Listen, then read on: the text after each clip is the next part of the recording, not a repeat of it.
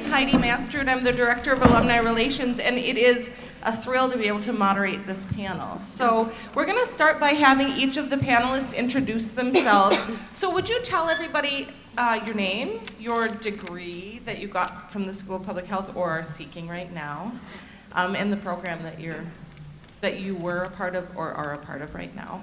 We'll start with you, Ray. Okay, well, thank you for doing this. It's a great honor to be able to participate with this. My name is Ray Throne. I got my PhD in environmental health in the 70s. I won't say the exact year, but it was quite a while ago. So, but it's an honor to be able to kind of share experiences and to bridge the generations. I'm a native here of Minnesota. Did all my schooling at the University of Minnesota, undergraduate as well as graduate. Thank you. So I'm Valeria. I'm from Italy, and I'm a PhD student at the second year in environmental health. Hi everyone, my name is Allison. I am a graduate of the epidemiology program, PhD, class of 2013. Hi, I'm Angelia Anderson. I am a second year student going for my MPH at B. Hi, I'm Samantha Shipley, and I'm a second-year MHA student. And Daniel, let's see if this works. Right as I start coughing. My name is Daniel Anderson. I'm an MHA grad. I graduated from the MHA program. And where are you joining us from, Daniel? From just outside of Hartford, Connecticut. Excellent. So Daniel is a distance mentor and was Samantha's mentor last year. Thanks for being here. So we're going to ask a series of questions that are meant to kind of get some ideas flowing about how you can all construct your mentor-mentee relationship. Panelists, don't feel like you have to answer every single question that I ask. We have about 25 minutes for this, so we want to hear your stories, especially so that you can provoke some good ideas for the group that's gathered here. So mentees, I'm going to start with you. What did you do to get your mentoring relationship off to a good start? And who reached out to whom? Did you reach out to your mentor or did they reach out to you? And maybe Valeria, do you have a thought? Yeah, so Raymond was really good. Actually, he emailed me before the kickoff breakfast, just introducing himself to me. And then we met at this good event. And then we started emailing each other and setting up some meetings together, some lunch, and it was really nice. Nice. How about you, Angelia? Let's see. So I emailed Allison first, and then we did a phone call meeting, and from there we just kind of emailed back and forth and started getting coffee together. And Samantha?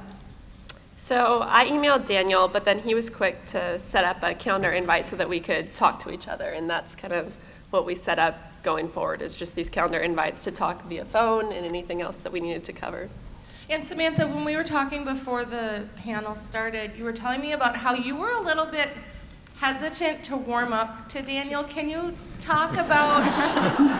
Totally understandable. Can you talk about kind of how you moved forward in your relationship and got comfortable with one another? Yeah, I'll clarify. Thank you. So it was more that Daniel was like, okay, what can I help with? So do you need help with classes? Is it residencies? Is it problem solving? You know, what can I help with? And I was like, oh, maybe I'll ask a question or two. I don't want to bother him, and just kind of avoided all the thoughts that were going through my head. And finally I realized, you know, he's here for it. He really values what he can give me, and he's offering up this help that I was kind of shying away from.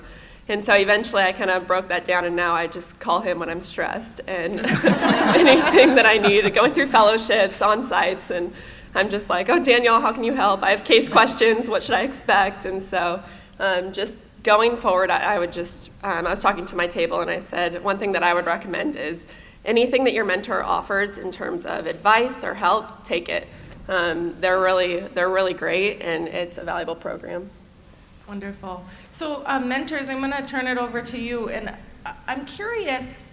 So it sounds like for the most part students reached out, which is what we encourage, but mentors feel free to engage in the relationship as well.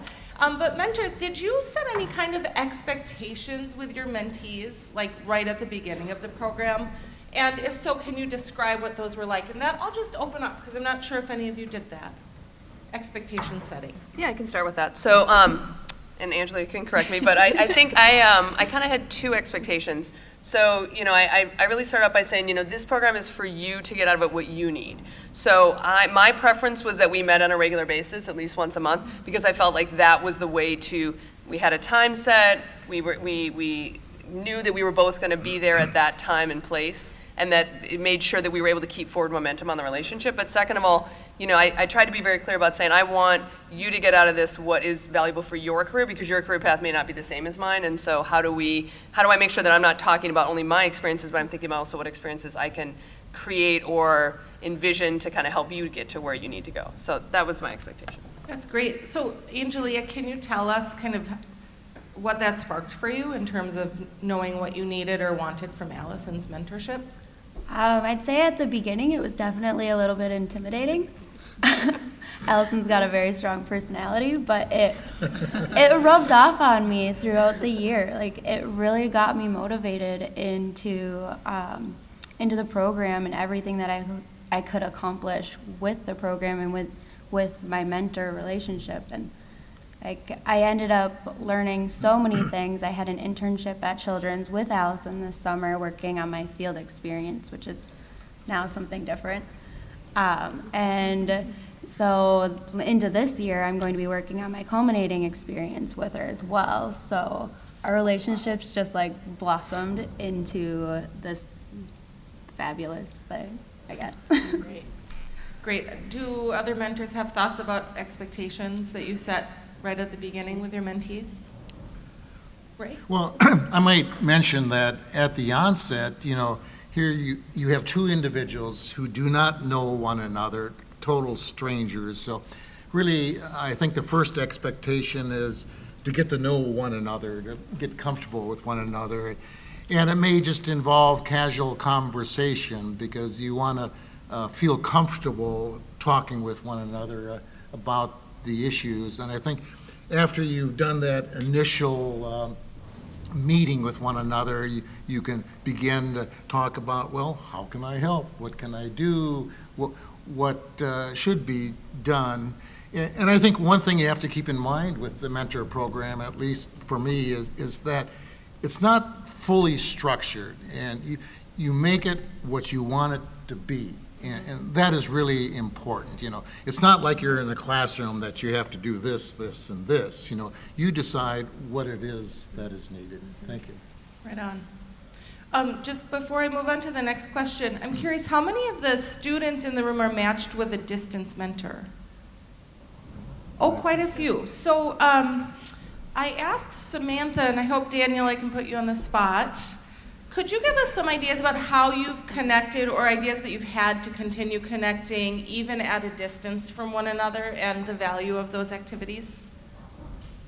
Yeah, I think mostly it's just been a set date for a phone call every month. And I don't think it's more than usually 30 minutes or so, right about there. I do try to put some suggestions for topics to discuss in the email invite that I send over to her.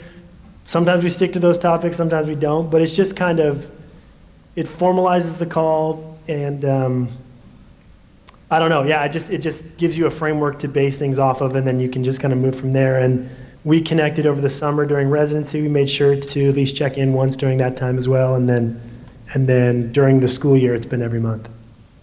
Could you give us an idea of some of those topics that you thought you might touch on?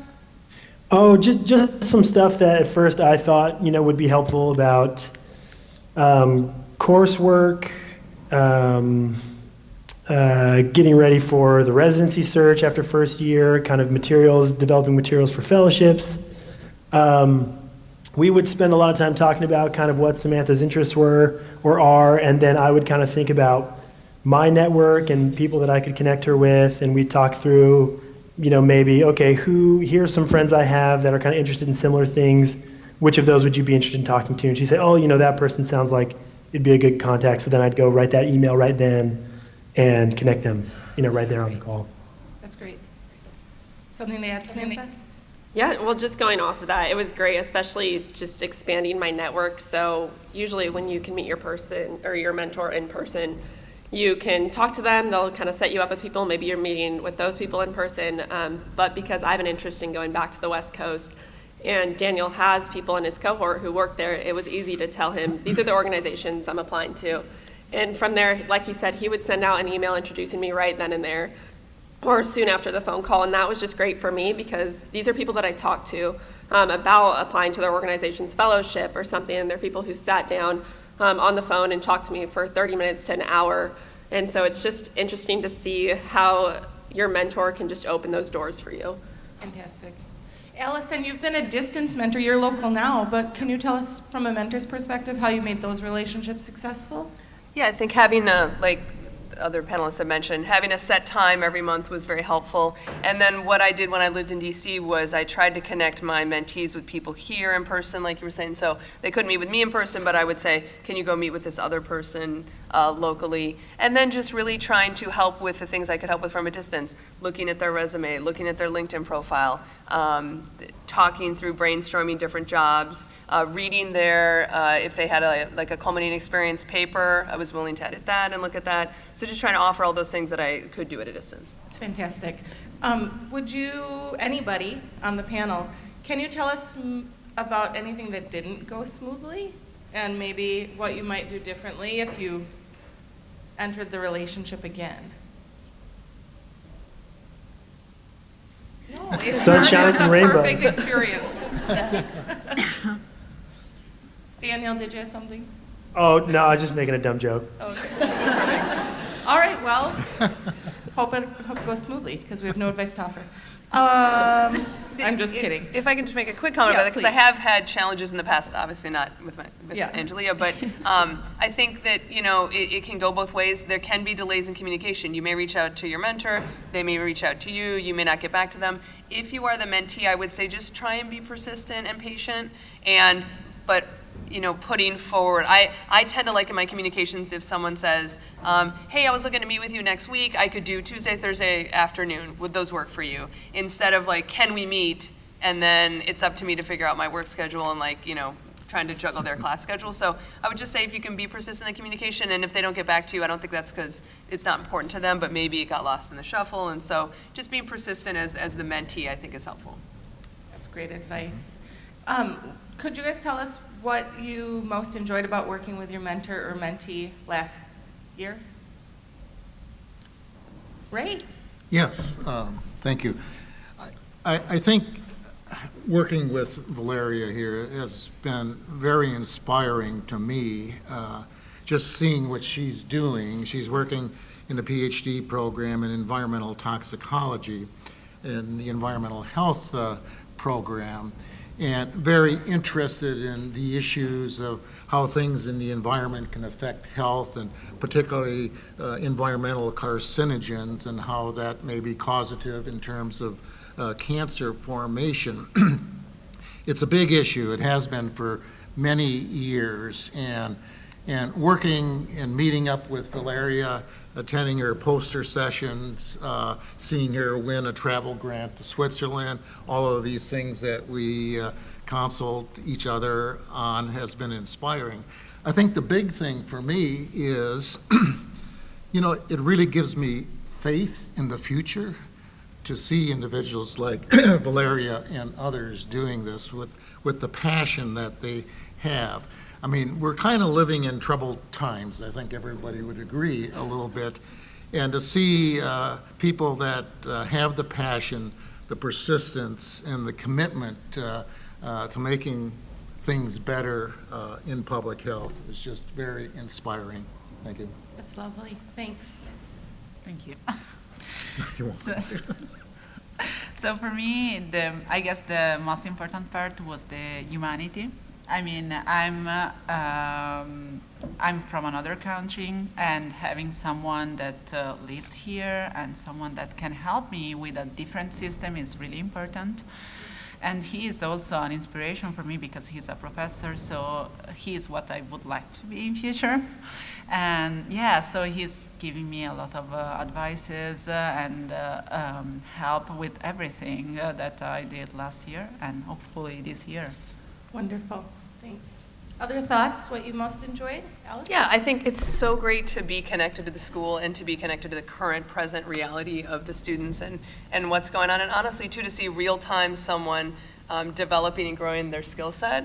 I mean, to get the chance to work with Angelia actually as a mentor, but then also actually work together on projects has been so interesting to see, like, the real-world application of what you're learning in the classroom, and then we're doing it in the workplace and we're doing it for research. It's been a great experience for me and very invigorating and kind of revitalizing for the work I do. And for me, it was nice having somebody to bounce ideas off of. Because I know when I go home, it's not always easy to talk to my friends and family about what I do. I mean, epidemiology isn't that universal topic. So it was really nice to be able to talk to somebody about my goals in life. That's great. Yeah, I would say that what really helped me is that I live by my Google Calendar, and so the fact that Daniel just sends that invite every time helps me, and I really appreciate that. Like he mentioned, he puts these topics in to kind of frame our conversation, and maybe we don't get to all of them, but it really helps me to think about, okay, how can we make this time most valuable? It's not someone who I'm going to meet with in person. It's not someone I'm going to have lunch with. And so when we both take time out of our schedules to talk on the phone, I want to respect Daniel's time. And so it's really nice that he takes the time to do that for us. And he's like, okay, well, this is what I feel is most valuable. Feel free to input or email me about other things. And so I've really enjoyed that. Yeah, and I would add and echo all the comments that have been said kind of down the line here. It's been great to connect with someone as promising and as talented as Samantha, who's probably going to be my boss at some point, so this is getting the relationship off to a great start. But also, too, to feel the connection back to the program. You know, it was such a wonderful experience to be at the University of Minnesota and to, you know, the MHA program is so excellent with so many wonderful people, and to feel through the mentor-mentee relationship kind of that plug back in, especially being separated, you know, outside of the Twin Cities, to kind of feel connected back in has been really rewarding. It's been great. That's fantastic. All of your thoughts are reminding me, students, every spring we open up nominations for our Outstanding Mentor Award. So if you have a particularly excellent experience, please remember that you can nominate your mentor for that school award. I have one more substantive question, then I'm going to open it up to your words of wisdom. But my question is this. Sometimes we have mentors and mentees matched, and they look at it on paper and they're like, I don't understand. Like, why am I matched with this person? This is not what I expected or what I envisioned. Did any of you have that experience? And if so, what value did you find from that match anyway? Samantha? I can start. Yeah.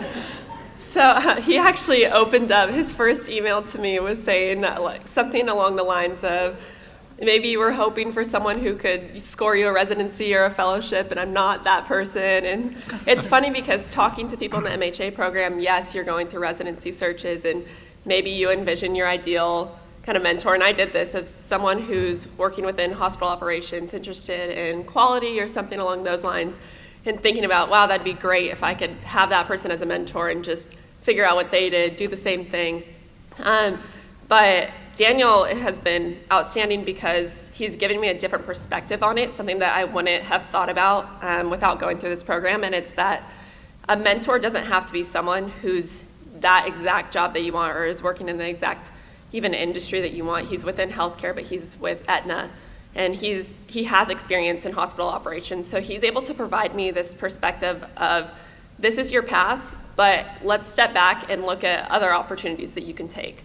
Is this something where you've considered maybe going like this route? And so he kind of takes my tunnel vision and just opens it up, and I really appreciate that because he challenges me and makes me think in ways that I don't think I would get from someone who is necessarily in a role that I'm aspiring to be, because they would be on that same path.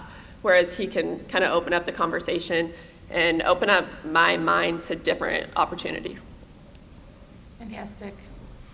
So panelists, we're going to open it up to Q&A from the group in just a moment, but before we do that, do you have any last thoughts that you really wanted to share as part of the panel, or words of wisdom? Just stay in line with what you were saying, that I often tell my mentees I've had a very nonlinear career path, and that's another reason I do the mentor program, because I want to show people that, you know, you think you're going to go one direction, you're going to go this other direction, one's not going to work out, this might work out. And I think you'll be surprised what breadth of experience your mentor has. So it may not look at first that they may match exactly with maybe their current job with your interests, but it's probably pretty likely that they've had training or some experience or some internship or some job in their past that actually will allow them to connect with you. So I would encourage to dig into that if you can. Great advice. Other thoughts from our panel? For those that have distance mentors, we had this great schedule of setting up a phone call every month, but things that we've even talked about are conferences that you can attend or different ways to connect at other events that maybe don't require you to travel to your mentor, them to travel to you, and just thinking about opportunities where you might run into each other or could run into each other and meet kind of in that face-to-face aspect. Wonderful. Ray?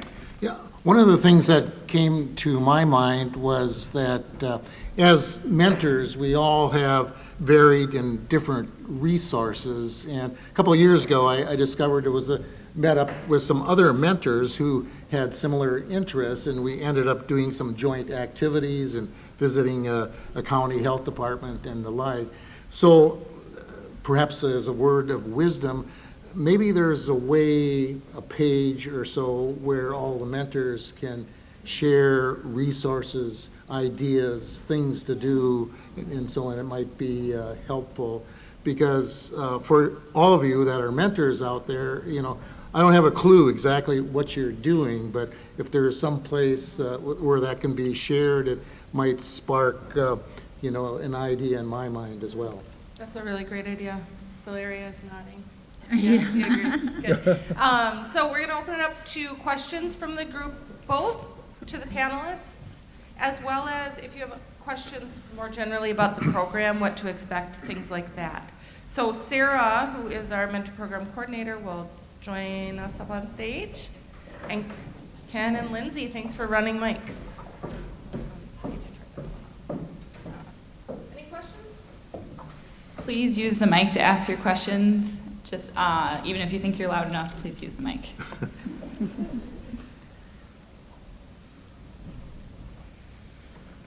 Do you want to jump at one? Sure, we'll switch it up and let the panelists ask I wanted to questions. ask the question, so. And this is for Danielle, I'm sorry. My daughter is Danielle. So, It's a great name. And Samantha. How do you use the technology to communicate? Are you on Skype? I mean, do you do face-to-face, or is it just merely telephone? We just call each other. Okay, that's fine. This is actually the first time that I'm speaking with him live, so I know his email picture really well, but now I know him. He's a real person. Good, thank you. I'm a new mentor. It would be helpful for me to know what the coursework is that the students are going through.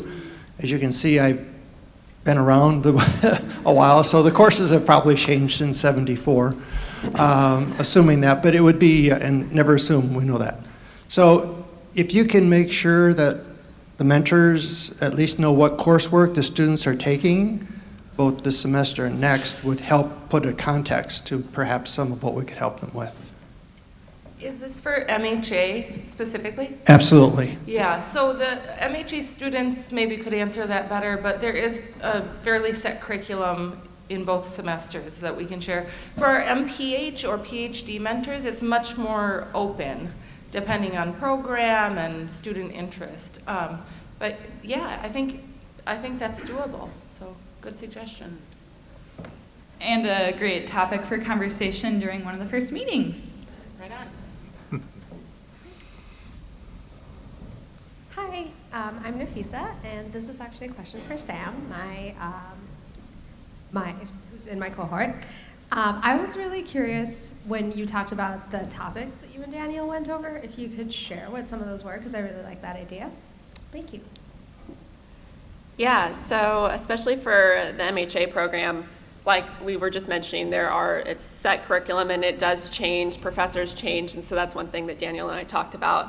The first meeting, the topics were more along the lines of, where are you from, what are you interested in, what courses are you taking? He was a TA for our course, so he was interested if I needed help in that, and so those were kind of the start-off topics for people who are just getting into it. Now that we're starting our second year of mentorship, it's more along the lines of, okay, where are you at in your fellowship search? Still, what are your courses? When we're within the problem-solving course, he would do that. So what's the case like? Do you need help with that? Networking? Feel free to add any No, others. I think that pretty much covers it. Yeah. Fantastic. Well, thanks for the good questions. Panelists, we couldn't be more grateful for your presence on the panel, but also your enthusiastic participation in the mentor program. So let's give them a round of applause, and then you can have a seat back at your tables.